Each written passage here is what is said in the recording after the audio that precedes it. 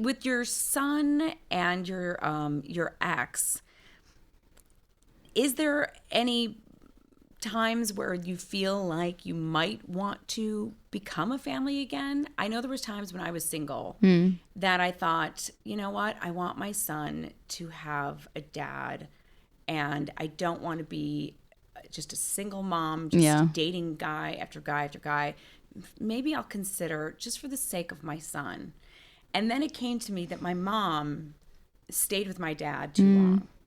And she said, I stayed together because I wanted you girls to have a father in the house. And it's what stopped me from pursuing going backwards and saying, no, I have to move forward. Because I would have much rather have them separate and be happy than to suffer and stay together. Have you ever considered those thoughts ever? Our children want us to be happy. You know, they don't want us to be together and miserable. My ideal, my dream, my hope was to have a family. Losing the fantasy of the family that I wanted was probably the most heartbreaking aspect of a divorce.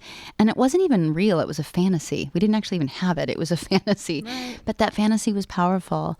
And so letting that dream die was probably the most heartbreaking thing for me.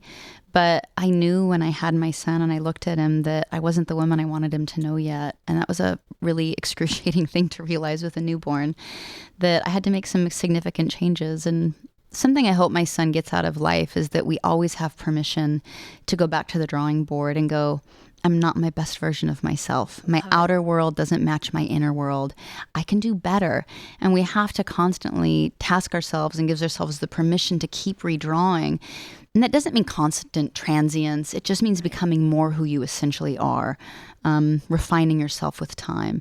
And so that's what I made the commitment to do. But I definitely get that temptation. Right. My husband and I didn't work.